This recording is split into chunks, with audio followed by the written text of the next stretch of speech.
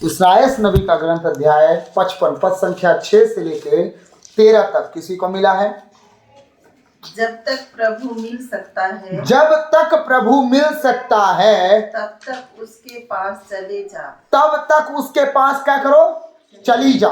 ठीक है, किसको बोला जा रहा है? पूरी कलीसिया को। ठीक है, पूरे इज़राइल को, हम सबको, जितने लोग पढ़ने जा रहे हैं उन सबको। क्योंकि चली जा मतलब उसमें क्या लग रहा है? उसमें लग रहा है कि स्त्री से बात कर रहा है परमेश्वर, यही ना।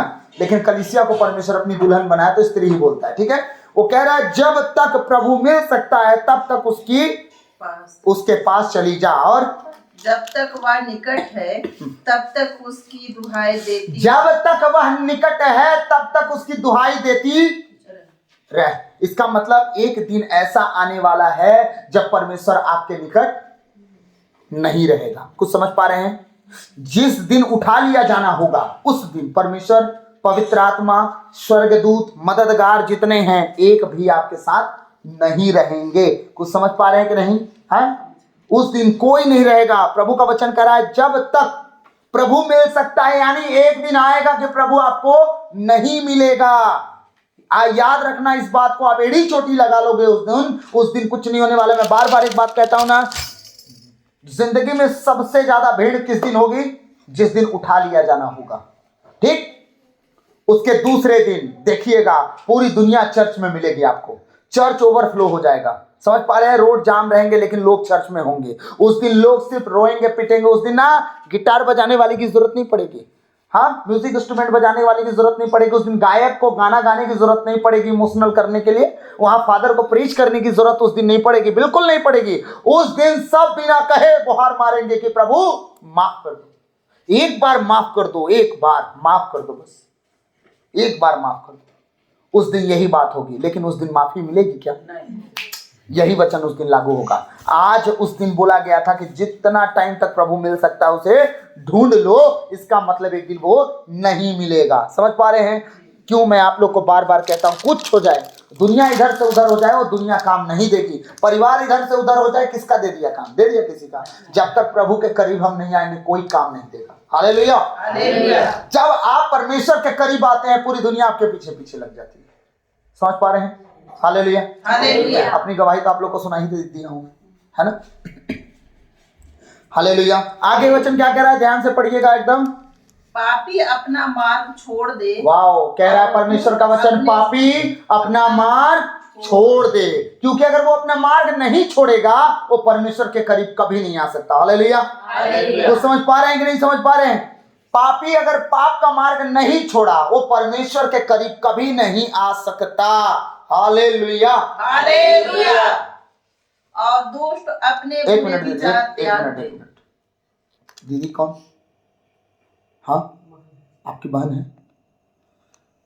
परिस्थिति ठीक नहीं दिख रही है आपके जीवन में कि ठीक है? नहीं है ना? इसीलिए कह रहा हूँ कुछ ठीक दिख नहीं रहा है आपके जीवन में।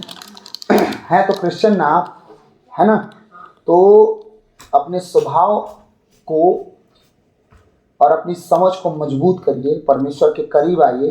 क्योंकि आपकी परिस्थिति यहाँ लाई नहीं तो आप आती भी नहीं, ये भी सही है। जहाँ जाती वहीं न जाती हैं आप, है ना? चर्च जाती, मिस्सा करती, हम लोग टाइप से कहाँ घर आ जाती है कि नहीं? तो दीदी याद रखिएगा, परिस्थिति तब सुधरती है जब हम प्रभु के करीब रहते हैं। ठीक ना? चलिए आगे हम आपके बारे में बात करेंगे। पापी अपना मार्ग क्या कर दे? कि पकड़े रहे। अगर वो पकड़े रहेगा तो क्या परमेश्वर के करीब कभी जा पाएगा? वो नहीं। वो आज भी परमेश्वर को जान पा रहा है? नहीं। जो पाप कर रहा है आज भी नहीं जान रहा है। वो उठा लिए जाने के बाद भी उसको कोई फर्क नहीं पड़ेगा। लास्ट में उसके लिए क्या होगी? ऐसी आग जिसको बर्दाश्त नहीं कर पाएगा। कुछ समझ पा रहे हैं? ऐसी आग जिसको वो बर्दाश्त ही नहीं कर पाएगा, कभी नहीं। क्योंकि परमेश्वर जितना दया करना है, जब तक रैप्चर नहीं हुआ तब तक दया करेगा। कुछ समझ पा रहे हैं कि नहीं समझ पा रहे हैं? जिस दिन उठा लिया जाना हो जाएगा, दया खत्म, माफी खत्म, कृपा खत्म, भलाई खत्म, सब कुछ परमेश्वर क्या करेगा? 7 साल के लिए छोड़ देगा। किसी के ऊपर कोई अनुग्रह नहीं होगा। कितने साल? 7 साल। इतने भयानक होंगे, इतने भयानक होंगे। ना आपको बिजली मिलेगी, ना आपको पानी मिलेगा।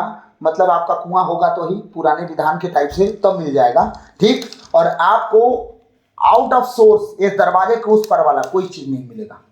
कुछ समझे कि नहीं? उस दिन एटीएम नहीं चलेगा, फिर बता दे रहा हूं मैं। उस दिन बार कोड लगेंगे 666 का, और उस बार कोड के अनुसार आप में अगर वो लोगो चिप लगा है तो आपके अकाउंट से पैसा कटेगा, नहीं लगा है तो आपको कुछ नहीं मिलेगा बाहर से। अगर यीशु मसीह का नाम लेंगे तो सर भी कटेगा उस दिन, ये भी बता दे रहा हूं मैं, ठीक है।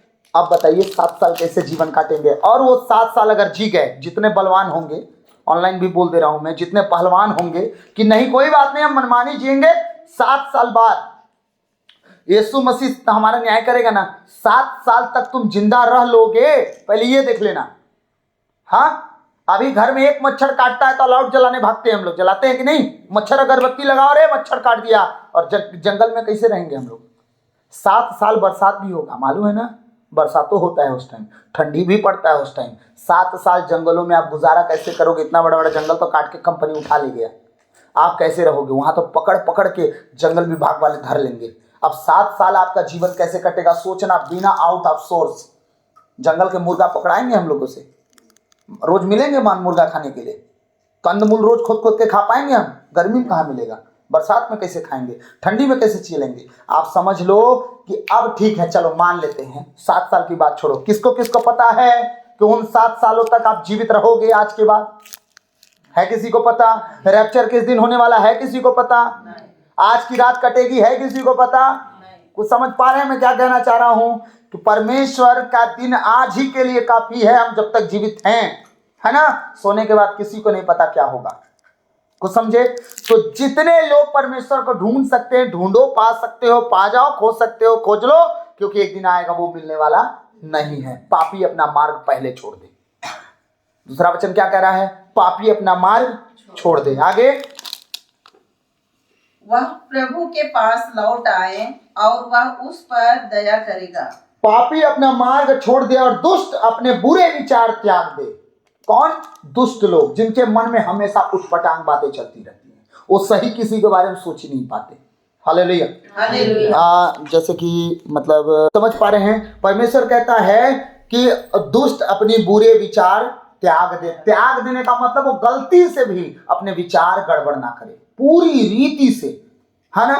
किसी के बारे में मतलब वो मुझे ऐसा बोला तो मैं उसके लिए ऐसा करूंगा।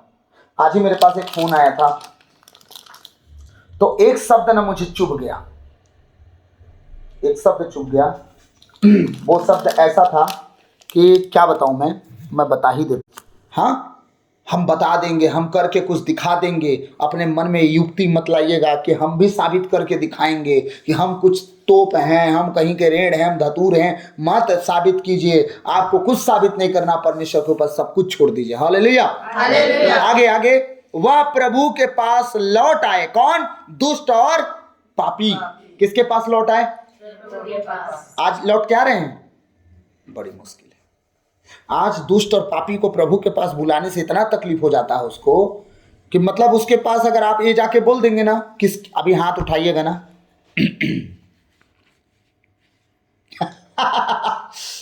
वही हाथ उठाएगा जो अपने घर में बोलते हैं चलो चर्च प्रार्थना में, तू ही जा, मैं नहीं जाऊंगा। कहते हैं कि नहीं कहते हैं? देखिए दीदी पहले ही हाथ उठा दी, है ना, तू ही जा, मैं नहीं जाऊंगा। है, समझ पा रहे हैं? अब उन लोग का कहना है कि हम गड़बड़ नहीं है, तेरा दिमाग खराब है। ठीक, हमको क्या हुआ है? हम जाते ना है चर्च मिस्सा करने, समझ पा रही हैं? लेकिन प्रार्थना में हम नहीं जाएंगे। अब आप बात को समझिए। प्रभु कहता है पापी अपना मार्ग छोड़ दे, दुष्ट अपनी दुष्टता छोड़ दे, और कहाँ जाए? प्रभु के पास। जब वो प्रभु के पास आएगा तो अच्छी बातों को सीखना शुरू करेगा। ये शरीर में एक मंदिर है, मंदिर में जगह होता है कि नहीं होता है? होता है ना, ठीक है। अब ये घर में इतना स्पेस है कि नहीं है? तो जब आप उस मंदिर में कुछ डालते हो तो जाता ना है कि नहीं जाता है? जाता है ना। तो जब वचन आप डालते हो तो उस मंदिर में स्टोर होना शुरू होता है। आप समझिएगा, जिस तरह दान भेंट चावल का टब लगा रखा रहता है चर्च में, चावल भरते जाते हैं तो स्टोर होता है कि नहीं होता है? तो क्या एक ही पन्नी रहता है उसमें, वो धीरे धीरे भर जाता है। ज़्यादा होता है कि नहीं? अब ज़्यादा हुआ तो क्वांटिटी ज़्यादा हुई, ज़्यादा हुआ तो उसका वजन भी ज़्यादा हुआ तो उसका पैसा भी बेचने के बाद ज़्यादा ही आएगा। अगर वो खाने में बनाया जाए तो उसमें एक लोग नहीं 100 लोग भी खा लेंगे, क्योंकि ज़्यादा हो गया। तो जिस तरह आप चर्च जाते हो, परमेश्वर का वचन सुनते हो, थोड़ा थोड़ा थोड़ा थोड़ा थोड़ा थोड़ा करके हम बदलते जाते हैं, हम बढ़ते जाते हैं, हम भरते जाते हैं। वो खाली आत्मा जो बैठी रहती है, खाली मन शैतान का है ना, वो पूरी रीति से तृप्त होना शुरू हो जाता है और परमेश्वर का वचन जो यीशु मसीह है, उसका देह रूपी वचन जो यीशु मसीह है, वही जीवित वचन हम में काम करना शुरू हो जाता है और हम यहाँ बैठे हैं। बाकी सब थोड़ी बैठे हैं, लेकिन हम यहाँ बैठे हैं। क्यों? थोड़ा थोड़ा करके हमने वो काम किया है। अब दुनिया पे भरोसा हमें नहीं है, लेकिन यीशु मसीह पे जरूर है, क्योंकि हम यहाँ बैठे हैं और यहाँ बैठ बैठ के हम जान चुके हैं कोई काम नहीं देगा। सही है ना? यीशु मसीह के अलावा कोई काम नहीं देगा, वो काम देगा बस, है ना? इन दोनों को बुलाएंगे, आप इधर आ, तो ये जाएंगे, आ रहा हूँ मम्मी, है ना? उठ जा बेटी, उठ रही हो, थोड़ा 2 मिनट रुक ना मम्मी, काहे चिल्लाते रहती है? होता है ना? वैसे होता है वो, देखिए मैं बोला ना, एक तो पीछे से हाथ टप टप मार रही है। ये परमेश्वर अनुग्रह किया है कि कुछ बातें मुझे बता देता है। ठीक है, अब समझ रहे हैं? अब कोई काम दे रहा है, एक शब्द में अगर कोई काम में आए तो लगे कि हाँ भाई ये ठीक व्यक्ति है। चुनमुन को भी 2-3 बार बोलता हूँ, तब खींच के थोपी दे देता हूँ मैं। कब सुनोगी? 23 साल हो जाओगी तब, है? सुन रही हो ना? तुम सुन रहे हो ना? हो, मैं छोटा था, मैं सोया था, पापा 2 बार उठाए, नहीं उठा, बेशरम का डंडा लेके आए, 3 सोटा दे दिए, धड़ाक धड़ाक बिना रुके, और डंडा टूट के छितरा गया। उस दिन से मैं 1 ही बार में उठता था, 1 ही बार में, सुन लिए, 1 ही बार में उठता था। ऐसा मारे ना थाई में, पेट के बगल सोया था, थाई में मारे, डंडा छितरा गया, 1 बार टूटा, फिर दूसरे बार मारे, दूसरे बार टूटा, तीसरे बार मारे, तीसरे बार टूटा। मैं आराम से उठा और चल दिया काम करने, और दोबारा 1 ही बार में उठा हूँ।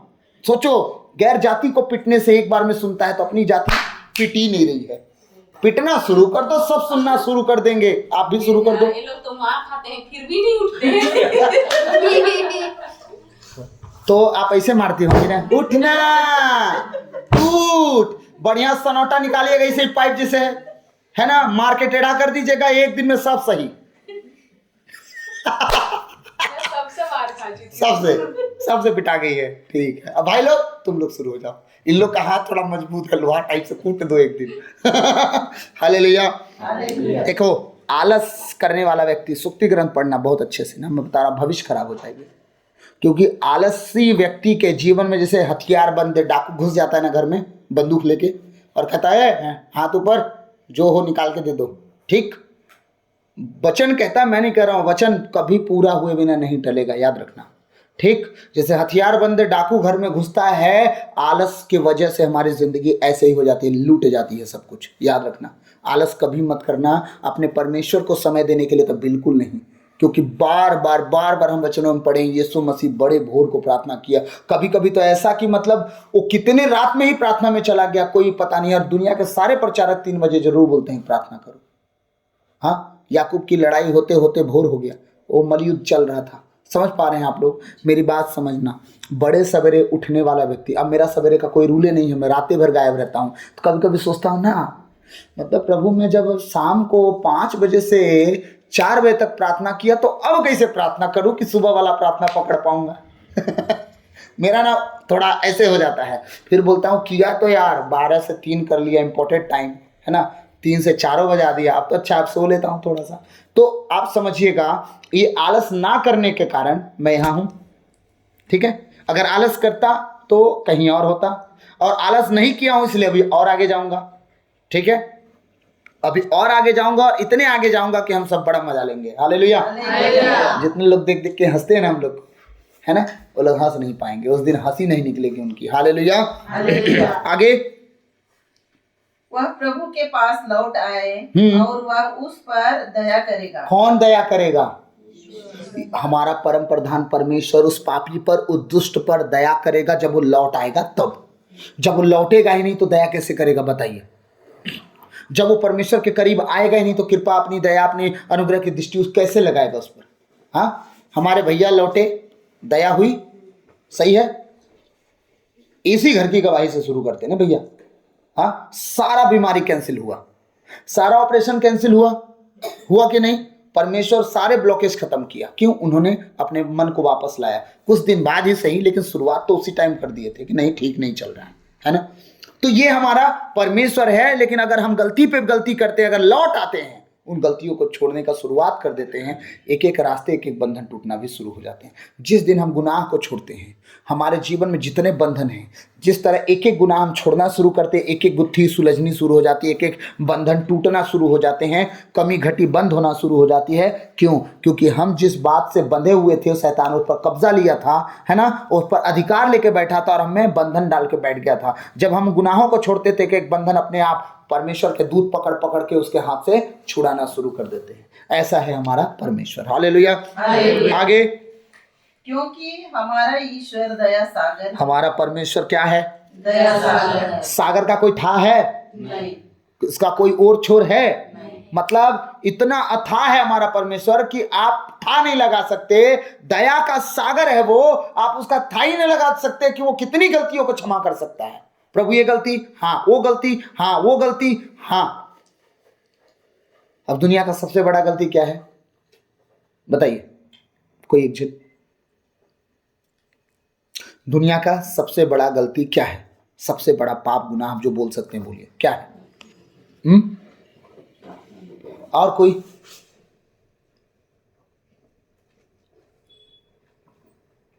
कोई नहीं बताएंगे? अरे कुछ तो अनुमान लगा के बोल दीजिए। बाइबल नहीं पढ़ा। आप बताइए दीदी, आप बताइए दीदी। ईश्वर को जानना और उसके अनुसार ना चलना। आप बताइए दीदी, आप बताइए दीदी। निर्दोष के लहू से बड़ा कोई पापी नहीं है, ठीक है। हाबिल अपने भाई का लहू बहाया था, धरती से पुकार रहा था, बताया था ना इसके विषय में, ठीक है। दाऊद क्या किया था? दाऊद क्या किया था? निर्दोष का लहू बहाया था। हाँ, नातान नबी आके सोट दिया कि नहीं सोटा? सोटा ना। क्यों ऐसा हुआ? निर्दोष का लहू खतरनाक है। व्यभिचार से सारे राजा बच गए, निर्दोष के लहू से कोई नहीं बचा। सुलेमान नहीं बचा, बच गया। दाऊद के ऊपर क्या इतना बड़ा गुनाह हुआ? वो व्यभिचार किया, उसका बेटा मरा, बस बात खत्म ना। लेकिन निर्दोष का जो लहू बहाया गया था ना, वो पाप क्षमा नहीं होता, बिल्कुल खतरनाक है वो। उसका लहू धरती से पुकारता है परमेश्वर को, याद रखिएगा। परमेश्वर कहता है अगर तू मेरे पास लौट आए ना, वो भी माफ करता हूं मैं। किया दाऊद को कि नहीं किया ना? और आदम हेवा के बेटों को उसमें से एक बेटे को हाबिल ने काइल को मारा, हाबिल को माफ किया कि नहीं? माफ किया। माफ किया ना, तब ना दुनिया उसे मारी नहीं। बोला जो मारेगा उसको दंड दूंगा मैं, है ना, पर मारा नहीं। मतलब माफी मांगा ना, माफी मांगने पे भी माफ करता है। हर एक गुनाह की सजा परमेश्वर दे देता है, वो माफी कर देता है। लेकिन जो नहीं मानते उन्हें दंड भोगना पड़ता है, क्योंकि वो दया का सागर है। कितना बड़ा गुनाह क्यों ना हो, अगर सच्चे दिल से हम पश्चाताप करते हैं, और प्रभु कहते हैं तू जो सजा देगा, दाऊद की तरह, प्रभु तेरे हाथ में हम पड़ रहे हैं, तुझे जो ठीक लगे हमारे लिए कर। अगर वो दंड देने पे आए तो आप रोना पिटना मत, प्रभु कहना धन्यवाद हो तेरा, मैं जानता हूं इसमें मेरे लिए भलाई उत्पन्न करेगा। समझ पा रहे हैं? तो इन तरह के गुनाहों में अगर भी गिर गए तो भी कहता मैं दया का सागर हूं, अगर तुम मेरे पास आते हो तो मैं तुम्हें माफ कर दूंगा। हालेलुया। आगे, प्रभु यह कहता है, हाँ, तुम लोगों का विचार मेरे विचार नहीं। तुम्हारे विचार जो है ना चल रहे ना गुरु, वो मेरे विचार नहीं है। तुम सोचते रहते हो और कहते हो प्रभु ने दिल में डाला तो मैंने किया। ना ना ना ना ना, वो तुम्हारे खुद के विचार है, मेरे विचार है ही नहीं। हाँ, आगे, और मेरे मार्ग तुम लोगों के मार्ग नहीं है। मेरा मार्ग कैसा है? उदंडता भरा। परमेश्वर क्या कह रहा है? मेरा मार्ग कैसा? लड़ाई झगड़ा वाला। मेरा मार्ग कैसा है? व्यभिचारी, नशेड़ी, हाँ, गजेड़ी, बुराई करने वाला, झगड़ा करने वाला, पड़ोसियों से बैर रखने वाला। ना ना ना ना, मेरा मार्ग है ही नहीं, ना मैं कभी किसी को सिखाता हूं। तुम्हारे मार्ग हैं और मेरे मार्ग अलग हैं। तुम सोचते हो मेरे मार्ग पे चल रहे हो। ना ना ना ना, हर एक परमेश्वर के लोग जो कहलाते हैं मसीही हैं, ईसाई हैं, ना ना, उनकी जिंदगी देखिएगा झांक के, थोड़ा बड़ी गड़बड़। वो परमेश्वर के मार्ग में नहीं है। परमेश्वर के राज में कैसे पहुंच जाएंगे? दावा तो करते हैं हम क्रिश्चियन है, हर चर्च जाने वाला स्वर्ग में नहीं पहुंचेगा, मालूम है ना। उस दिन स्वर्ग का राज तो उन लोगों के लिए बंद हो जाएगा जो कहते हैं तेरे नाम से मुर्दे जिला दिए, लंगड़े चला दिए, अंधे दिखा दिए, गुंगे बुला दिए। परमेश्वर कहेगा हु आर यू? मैं तुम्हें नहीं जानता, बात खत्म। तुम हो कौन? मैं तुम्हें नहीं जानता। हालेलुया। हालेलुया। हाँ, क्या कह रहा है? यह प्रभु यह कहता है तुम लोगों के विचार मेरे विचार नहीं हैं, और मेरे मार्ग तुम लोगों के मार्ग नहीं हैं। जिस तरह आकाश और पृथ्वी के ऊपर बहुत ऊंचा है, उसी तरह मेरे मार्ग तुम्हारे मार्गों से और मेरे विचार तुम्हारे विचारों से ऊंचे हैं। तुम ना दूर दूर तक परमेश्वर के विचार और मार्ग के आसपास नहीं भटक सकते। पृथ्वी और आकाश का कोई और छोर नहीं है। कोई दुनिया में एक ग्रह से दूसरे ग्रह जाते तक महीनों लग जा रहा है? आकाश का कोई पता लगा पाएगा? नहीं ना। परमेश्वर कह रहा है इसी तरह मेरे विचार और तुम्हारे विचार, मेरे मार्ग और तुम्हारे मार्ग, तुम पृथ्वी के और मैं कहाँ का हूं? स्वर्ग का। तुम्हारे और मेरे मार्ग सेम नहीं हो सकते, लेकिन हाँ, जो व्यक्ति मेरे कहे अनुसार चलता उठता बैठता है, उसके विचार मेरे विचार मैच होने लगते हैं, तब परमेश्वर के वो दास कहलाते हैं, वो दासी कहलाते हैं। और उनके विचार जब मैच हो जाते हैं, वो बड़े बड़े काम भी करते हैं। हाँ, आमीन। यीशु मसीह का पल्ला छू के, कपड़े का पल्ला छू के, है 12 साल से पीड़ित थी जो स्त्री, चंगी हुई थी ना। लेकिन यीशु मसीह के चेले जब उसके अनुसार चलने लगे, तो एक तो हमारे पेतरुस थे, जब वो निकलते थे घर से नहाने के लिए, लोग क्या करते होंगे? जिस तरफ पूरब होता होगा उसके पश्चिम दिशा में रास्ते के लेटा देते थे मरीजों को, और जब वो गुजरा करता था लोग चंगे हो जाते थे। कैसे? उसकी परछाई से।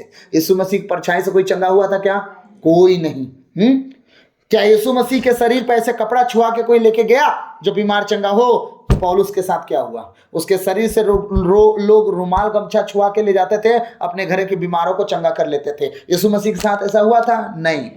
लेकिन यीशु मसीह ने जो कहा उन्होंने माना और उसी की तरह चलना शुरू कर दिया। और देखिए उनके द्वारा, तो उसने कहा यूहन्ना अध्याय 14 में 12 से 14 वचन जब आप पढ़ेंगे, उसने कहा है कि मैं जो काम करता हूं उससे भी बड़े बड़े तुम काम करोगे। वादा किया है, लेकिन उसके अनुसार चलना पड़ेगा। हालेलुया। मेरे साथ एक घटना घटी थी। हमारी एक बहन है कुनकुरी में, और उसके पापा को मोतियाबिंद हुआ था। वो बताई कि पापा आ नहीं पा रहे थे और मोतियाबिंद आँख में हो गया। तो परमेश्वर की दया से मैं आशीष तेल लगाया और मैं बोला जाके उन्हीं के रुमाल पे, मैं बोला अपने पापा की आँख पे रखिएगा। सच में ऐसा ही हुआ कि उनका मोतियाबिंद ठीक हो गया, और वो जसपुर आके फिर गवाही दी कि वो आशीष तेल लगा के रुमाल जो दिया था उनकी आंखों पे लगा, वो चंगे हो गए। मतलब ये ना मेरे लिए कितनी सौभाग्य की बात है कि नहीं? एक क्या प्रमाणित, इसमें साबित क्या हो रहा है? ये कि मैं बहुत बड़ा दास हो गया हूं? नहीं, साबित ये हो रहा है कि मैं प्रभु के कहे अनुसार थोड़ा थोड़ा चल रहा हूं, तब ये हो पाया। ठीक है, मैं अपने आप को बड़ा साबित, इसलिए मैं अपनी गवाहियां हर समय नहीं देता हूं कि मैं क्या क्या मेरे जीवन के द्वारा वो कहीं कहीं मेरे अंदर वो प्राइड ना आ जाए, घमंड ना आ जाए कि मेरे द्वारा कुछ हो रहा है। खुदा के द्वारा सब कुछ हो रहा है भैया, मेरे द्वारा कुछ नहीं हो रहा है। जो करेगा वो अपनी गवाही दे लेगा। जिसको नाम ऊंचा करना वो परमेश्वर है। कोई इंसान मेरा नाम ऊंचा नहीं कर सकता, परमेश्वर मेरा नाम ऊंचा करेगा। हालेलुया। आप समझ रहे हैं? तो परमेश्वर ही है जो किसी को ऊंचा उठा सकता है, लेकिन उसके विचार हमारे विचार तब मिल जाते हैं जब उसके वचन से ना हम दाएं मुड़ते हैं ना बाएं। जो नहीं करना उसे नहीं करेंगे, जो करना है उसे करके रहेंगे, चाहे कुछ हो जाए। जब आप इस तरह प्रभु के साथ चलते हो, परमेश्वर के आपके विचार मिल जाते हैं। फिर वो परमेश्वर कहता है मैं पिता में, पिता मुझ में, और हम तुम में निवास करेंगे। कौन कौन? पिता, पुत्र और पवित्र आत्मा। आप तीनों तुम में निवास करेंगे। अब विचार मिले कि नहीं मिले? मिले, लेकिन इतना टाइम तक नहीं मिल रहे थे। क्यों? क्योंकि हम दुष्ट और बुराई वाला काम कर रहे थे, पाप वाला काम कर रहे थे, इसलिए हमारे विचार नहीं मिल रहे थे। हालेलुया। चुपचाप बैठ जाओ। हाँ, आगे 9 वचन। जिस तरह आकाश पृथ्वी के ऊपर बहुत ऊंचा है, हाँ, उसी तरह मेरे मार्ग तुम्हारे मार्गों से, हाँ, और मेरे विचार तुम्हारे विचारों से ऊंचा है। हाँ, आगे। जिस तरह पानी और बर्फ आकाश से उतरकर भूमि सींचे बिना उसके उपजाऊ बनाए और हरियाली से ढके बिना वहां नहीं लौटते, हाँ, हाँ, जिससे भूमि बीज बोने वालों की बीज और खाने वालों को अनाज दे सके। जिस तरह मेरे वाणी मेरे मुख से निकलकर यथार्थ ही मेरे पास नहीं लौटती, मैंने जो चाहता था वह उससे कर देती है, और मेरे उद्देश्य पूरा करने के बाद ही वह मेरे पास लौट आती है। तुम उल्लास के साथ प्रस्थान करोगे और सकुशल पहुंच जाओगे। पर्वत और पहाड़ियां तुम्हारा जयकार करेगी। अब पढ़े जा रहे हैं तो पढ़े जाइए। 13 तक दाहिने साइड जयकार करिए। वन के सभी वृक्ष तालियां बजाएंगी। हाँ, जहाँ ऊंट कटेरों और झाड़ झंकाड़े थे, वहाँ मनोवर और सनोवर और मेहंदी के वृक्ष उगेंगे। यह प्रभु की महिमा का ऐसा स्मारक होगा जिसका अस्तित्व कभी नहीं मिटेगा। आमीन। आमीन। प्रभु का वचन ध्यान से सुनिएगा। प्रभु का वचन कह रहा है, जिस तरह पानी और बर्फ आकाश से उतरकर भूमि सींचे बिना उसे उपजाऊ बनाए और हरियाली से ढके बिना वहां नहीं लौटती। कैसे? जिस तरह परमेश्वर क्या करता है, आकाश से बारिश कराता है ना, आकाश से क्या कराता है, पानी बरसाता है, बर्फ गिराता है, तो उससे होता क्या है, कुछ फायदा होता है कि नहीं होता है? होता है ना। अगर पानी ना गिरे तो क्या हरे भरे खेत होंगे? घास उगेंगे? घास तक नहीं उगेंगे। सही है कि नहीं? परमेश्वर का वचन कर रहा है, जिस तरह पानी और बर्फ आकाश से उतरकर भूमि सींचे बिना उसे उपजाऊ बनाए और हरियाली से ढके बिना नहीं लौटती। बहुत अच्छे से समझिएगा, ये वचन आप लोगों के लिए भविष्यवाणी का वचन है जो आज बोला जा रहा है। Hallelujah, hallelujah. जिससे भूमि बीज बोने वाले को बीज और खाने वाले को अनाज दे सके। ठीक है, पानी बरसने से क्या होता है, जो बीज बोता है उसके लिए उपजाऊ बन जाती है, उनके लिए खाने पीने का व्यवस्था कर देती है। अब हम 9वां वचन पढ़ेंगे दीदी, 11वां वचन। उसी प्रकार से मेरा वचन हाँ भी होगा, उसी प्रकार से मेरा वचन भी होगा जो मेरे मुख से मेरे मुंह से निकलता है, वह व्यर्थ ठहरकर मेरे पास ना लौटेगा। आमीन। आमीन। आप सबके लिए एक बात कह दे रहा हूं, जितनी भविष्यवाणियां आप लोगों के लिए हुई है, याद रखिएगा सब पूरी होंगी। यस, आमीन। सब, एक भी ऐसी भविष्यवाणी नहीं है जो इस साल पूरी ना होगी, सब पूरी होगी, सब। आमीन। और ऐसा कोई बात नहीं है जो रह जाएगा। परमेश्वर कह रहा है, जिस तरह परमेश्वर पानी बरसाता वो अपना काम करता है, मेरे मुंह से निकला हुआ शब्द उससे भी बड़ा है। वो तुम्हारे जीवन में अगर बोला गया, कहा गया, तो वो करके रहेगा और वो पूरा होगा। आमीन। और ऐसा ही होगा आने वाले समय। परमेश्वर करा उसी तरह मेरी वाणी मेरे मुंह से निकल कर व्यर्थ ही मेरे पास नहीं लौटती।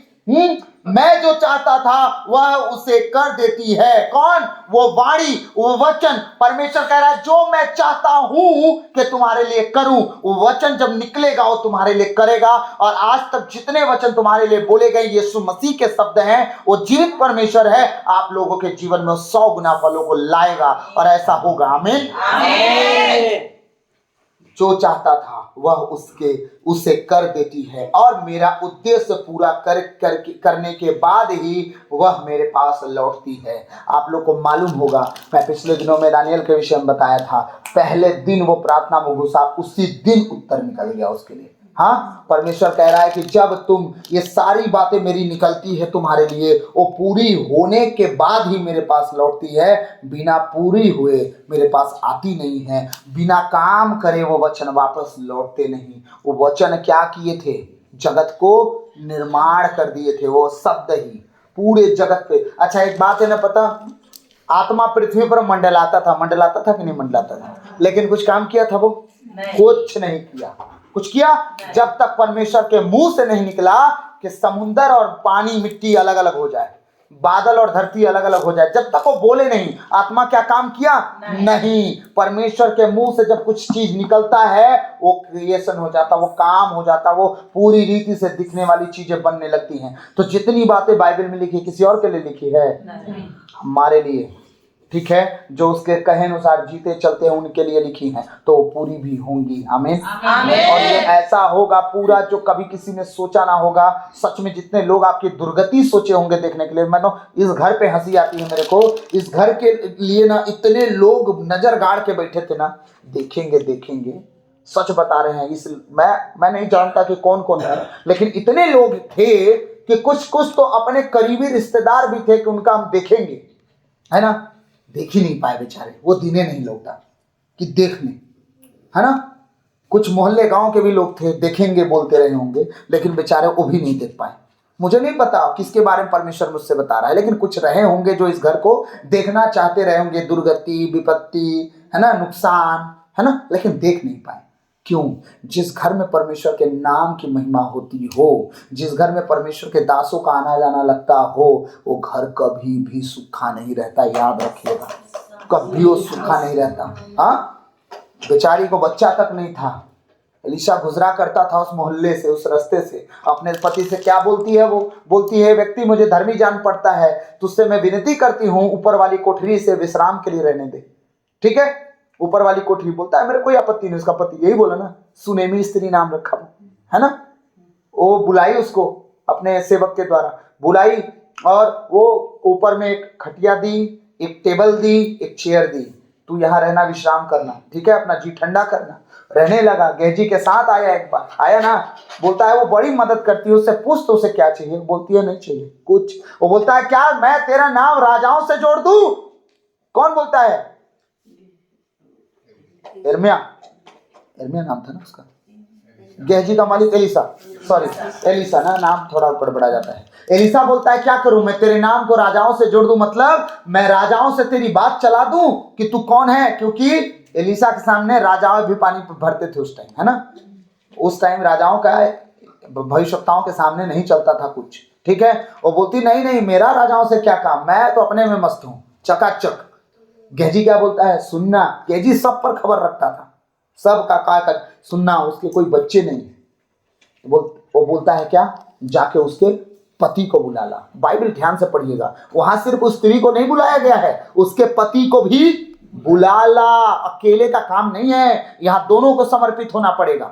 ठीक, जब पति भी आया, उस दोनों साथ में आया, तब उसने कहा अगले साल ठीक समय पर, इसी समय पर तुझे पुत्र होगा। हुआ कि नहीं हुआ? क्यों हुआ? वो प्रेम दिखाई थी परमेश्वर के दास को, परमेश्वर का दास समझ के। याद रखिएगा, आपका वो प्रेम दिखाना इतना बड़ा काम कर जाता है। उस दास के अंदर जो वो धन्यवाद निकलता है, खुदा की इतना अच्छा बेटा बेटी तूने चुना मेरे लिए कि इतना प्रेम दिखाए। मैं सच कहता हूं, बहुतों के प्रेम दिखाने के कारण उनके जीवन में बहुत बदलाव आया। सच कह रहा हूं, ये परमेश्वर है। हालेलुया। तो जितने लोग इस घर का बुरा चाहते रहे होंगे वो देख नहीं पाए, क्योंकि जितनी बातें आप लोगों के लिए हुई हैं इस घर में, वो काम कर रही हैं, वो लग गई हैं अपने काम में। जितने वचन आप लोगों के लिए बोले गए वो अपना काम कर रहे हैं। आप अपने काम में बने रहो, बाकी ऐसे शब्द मुंह से ना निकालो कि वो काम शैतान पकड़ ले और करने ना पाए। परमेश्वर अपने शब्दों को, अपने काम चाल चलन को नियंत्रण रखना। परमेश्वर अपना काम पूरा अच्छी रीति से कर लेंगे। हालेलुया। बल्कि मौन धारण कर लो, कुछ बोलो ही मत। अगर किसी की जबान पतली है, कुछ निकल जाता है, बोलो ही मत, बोलना ही छोड़ो। हालेलुया। मैं जो चाहता था वह उसे कर देती है, और मेरा उद्देश्य पूरा करने के बाद ही वह मेरे पास लौट आती है। जब तक लौट आती का मतलब हम बोल दिए, हमारा वचन फेंका गया, लौट के आता है क्या? नहीं ना। परमेश्वर कहता है मेरे शब्द मेरे पास आते हैं, मतलब वो शब्द कुछ है, वो शब्द कुछ है, वो शब्द देहधारी है, मतलब वो शब्द देह रखता है, और वो अब इस घर से निकलता है तो वापस फिर अपना काम करके इस घर में लौटता है। कुछ समझ पा रहे हैं? यीशु मसीह कौन था? आदि में शब्द था, शब्द ईश्वर के साथ था, शब्द ही ईश्वर था, वो देहधारी हुआ वही शब्द स्वर्ग से नीचे धरती पर आया, परमेश्वर का सारा काम किया। 12 चेले थे, एक मर गया, 11 हुए, आज 400 करोड़ लोग हैं। वही परमेश्वर की इच्छा पूरी करने पे लग गए। समझ पा रहे हैं? वही शब्द धरती पर आया, धरती पर नहीं रह गया। जैसे हम बोल रहे हैं यही छितरा गया, बितरा गया, कोई नहीं देख रहा है। वो शब्द धरती पर आया, मारा गया, गाड़ा गया, तीसरे दिन देह सहित फिर अपने बाप के घर गया, काम पूरा करके गया कि नहीं गया? हालेलुया। जितनी बातें लिखी गई हैं, यीशु मसीह है ये शब्द। याद रखिएगा, जितना हम पढ़ते हैं वो शब्द धरती पर आया है। अगर आपके लिए बोला गया वो पूरा होगा, और वो काम करना शुरू कर दिया है। 2025 साल लग गए, पूरी धरती अभी तक यीशु मसीह को नहीं जान पाई है। समझ पा रहे हैं? लग गए ना। हमारे लिए थोड़ा समय तो लगेगा। वो पूरी दुनिया बनाने के लिए 2025 साल लग गए, हमें तो 2-4 महीना का टाइम लगेगा ना, जो लगेगा। हमारा परमेश्वर जैसे चाहे अपने हिसाब से वातावरण बनाए। तो ये शब्द ही जो निकलते हैं वो अपना काम करके खुदा के पास जाते हैं, और वो शब्द देहधारी हैं, वो शरीर धारण किए हुए शब्द हैं। वो काम करके ही, बिना काम करे ना। परमेश्वर के संदेश वाहक ऐसे नहीं कि अधूरा काम कर दें ना, वो पूरा काम अपना करके ही परमेश्वर के पास लौटते हैं। वो क्या कह रहा है? मैं जो चाहता था वह उसे कर देती है, और मेरा उद्देश्य पूरा करने के बाद ही वह मेरे पास लौट आती है। हालेलुया। तुम उल्लास के साथ, प्रसन्नता प्रार्थना करोगे और सकुशल पहुंच जाओगे। कहाँ कह रहा है परमेश्वर? आप उल्लास के साथ, आप चुप रह के हमेशा रोते बिलखते हुए प्रार्थना मत करो। आप आनंद मनाओ कि जीवित हो, आप आनंद मनाओ कि परिवार सलामत है। लोगों के परिवार टूट गए हैं, बिखर गए हैं, आप उल्लसित होकर परमेश्वर के भवन में आया करो। रोते पिटते तो रोज रहते हो यार, हाय हाय मचाए रहते हैं। आप जब परमेश्वर के भवन में आओ, बोलो परमेश्वर सब ठीक है, तू ठीक है ना स्वर्ग में, तू स्वर्ग में ठीक रहे, यहाँ सब ठीक है, यहाँ हम लोग हैंडल कर लेंगे। क्या लगता है परमेश्वर ऐसे ही छोड़ देगा आपको? आपके आंसू जो हृदय के अंदर बहे जा रहे हैं, क्या लगता है कि वो नहीं देखेगा? आपके चेहरे की झूठी मुस्कान क्या वो नहीं पकड़ पाएगा? एक इंसान पकड़ सकता है, वो नहीं पकड़ेगा। आप उसके भवन में आके झूठा दिखावा कर रहे हैं, वो आंसू छुपा रहे हैं, क्या वो नहीं देखेगा?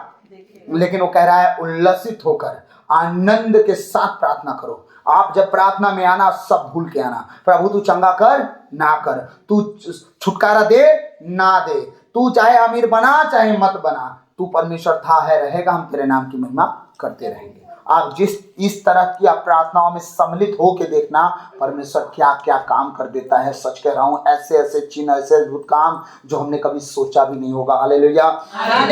तो उल्लास के साथ प्रार्थना करोगे, तुम जो है उल्लास के साथ प्रार्थना करोगे और सकुशल पहुंच जाओगे। पर्वत और पहाड़ियां तुम्हारा जय जयकार करेंगी, वन के सभी वृक्ष तालियां बजाएंगे। दीदी आप ये वचन पढ़ेंगे, 12 वचन। क्योंकि तुम आनंद के साथ निकलोगे और शांति के साथ पहुंचाए जाओगे। तुम कैसे निकलोगे? आनंद के साथ। और कैसे पहुंचाओ जाओगे? शांति के साथ। कहाँ हम जा रहे हो, पहुंचाए जा रहे हैं? स्वर्ग राज की तैयारी हो जा रही है भाइयों बहनों, है इधर उधर की बात ही नहीं चल रही है। यहाँ जितना तुमने दुख झेल लिया, अब मेरे वचन वापस ऐसे ही नहीं आने वाले। जितने बातें तुम्हारे लिए कही गई हैं वो पूरी होंगी। तुम आनंद के साथ पहुंचाए जाओगे। परमेश्वर के दूत हाथ पकड़ के खींच ले जाएंगे, जिस तरह लोट को पकड़ के खींच लिए थे। याद है कि नहीं? सदोम गोमोरा से हाथ पकड़ के बाहर निकाले कि नहीं निकाले? तुम उस दलदल से निकल नहीं पा रहे हो, परमेश्वर हाथ पकड़ के खींच निकालेगा बाहर। और पीछे मुड़ को देखोगे तो नमक का खंभा बनोगे, नहीं मुड़ के देखोगे तो जय जयकार करो। हालेलुया। आगे। तुम्हारे आगे आगे पहाड़ और पहाड़ियां गला खोलकर जय जयकार करेंगी। आराधक कौन बन गए? अब पहले हम थे आराधक। कैसे? आनंद के साथ, उल्लास के साथ प्रार्थना करने के लिए हमें बोला कि नहीं? जब हमें पकड़ के ले जाने वाले आ गए तो अब हमें आराधना करने की जरूरत नहीं। अब बोल रहा है वो आराधना कौन कर रहा है? पहाड़ और पौधे तुम्हारे आगे आगे आराधना करेंगे, वो ताली बजाएंगे, वो पेड़ टहनियां अपने आप को पीटेंगी और तुम्हारे आगे आगे वो आराधना करेंगे। अब तुम मगन होके उल्लसित होके परमेश्वर के भवन में जाओ। हालेलुया। आगे। और मैदान के सब वृक्ष आनंद के मारे ताली बजाएंगे। मैदान के सब वृक्ष, जितने पेड़ पौधे क्या करें? आनंद के मारे ताली बजाएंगे। तब भटकइयों के बदले सनोवर उगेंगे और बिच्छू पेड़ों के बदले मेहंदी उगेगी। जितने गड़बड़ हैं वो सब बर्बाद हो जाएंगे और उखड़ जाएंगे, और जितने गड़बड़ थे, है ना, उनके जगहों पे अच्छी अच्छी चीजें उगना शुरू हो जाएंगे। जितने धरती पर विनाशकारी लोग हैं उनका सेवा उस दिन समाप्त हो जाएगा। परमेश्वर फिर से इसे नया पृथ्वी, नया यरूशलेम, नया अदन की वाटिका बना देगा। समझ पा रहे हैं? यहाँ कोई गड़बड़ व्यक्ति नहीं रहेगा, कोई बिच्छू पेड़ उठ कटारे नहीं रहेंगे। यहाँ सनोवर और मेहंदी पेड़ हो जाएंगे, सबके सब अच्छे अच्छे पेड़। हालेलुया। उस दिन वो बुद्धि ज्ञान का वृक्ष जो था ना, वो भी उस दिन गायब कर दिया जाएगा। क्यों? क्योंकि फिर मनुष्य अपनी बुद्धि ना लगाएगा ना उस टाइम। हालेलुया। उस दिन तो बुद्धि नहीं लगाएगा, क्योंकि परमेश्वर सब कुछ बदल देगा। आमीन। आगे। और इससे यहोवा का नाम होगा जो सदा का चिन्ह होगा। इससे किसका नाम होने वाला है? हमारे पिता परमेश्वर का नाम होने वाले, जो सदा का चिन्ह होगा। वो चिन्ह कभी नहीं ठहरेगा, कभी नहीं हटेगा, वो सदा का चिन्ह होगा और नाम ही उसका होगा, किसी और का नाम उसमें नहीं होगा। ये किसका वचन है? परमेश्वर का। लास्ट क्या है लाइन? चिन्ह होगा और कभी ना मिटेगा, कभी ना मिटेगा। हालेलुया। हालेलुया। आप समझ पा रहे हैं?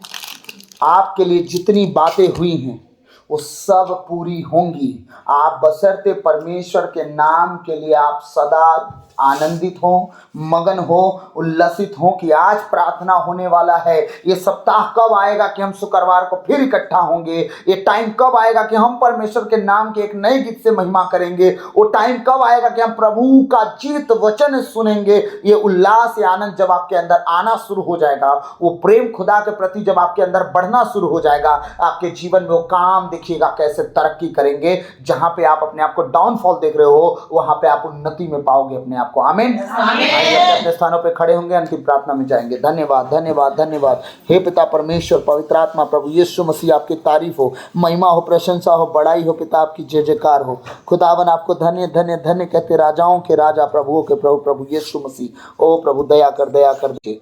आमीन, आमीन, आमीन, आमीन, आमीन। प्रभु की विनती, हे पिता हमारे, तू जो स्वर्ग में है, तेरा नाम पवित्र किया जावे, तेरा राज आवे, तेरी इच्छा जैसे स्वर्ग में है वैसे इस पृथ्वी पर भी पूरी होवे। हमारा प्रतिदिन का आहार आज हमें दे, और हमारे अपराध हमें क्षमा कर जैसे हम भी अपने अपराधियों को क्षमा करते हैं, और हमें परीक्षा में न डाल दे परंतु बुराई से बचा। आमीन। प्रणाम मरियम, कृपा से पूर्ण, प्रभु तेरे साथ है, धन्य है तू स्त्रियों में और धन्य है तेरे गर्भ का फल यीशु।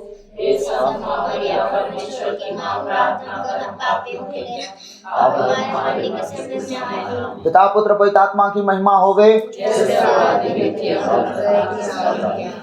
आइए अपने हाथों को उठाएंगे, सिरों को झुकाएंगे, आशीष वचन ग्रहण करेंगे। और हमारे पिता परमेश्वर का प्रेम, प्रभु यीशु मसीह का अनुग्रह, पवित्र आत्मा की शांति और सहभागिता जब तक हम फिर दोबारा ना मिले तब तक हम सबों के साथ और हमारे घर घराने में सदा सर्वदा बनी रहे। आमीन, आमीन। रोज का चिन्ह पिता पुत्र पवित्र आत्मा के नाम पर। आमीन। सबको जय श्री जय श्री जय श्री।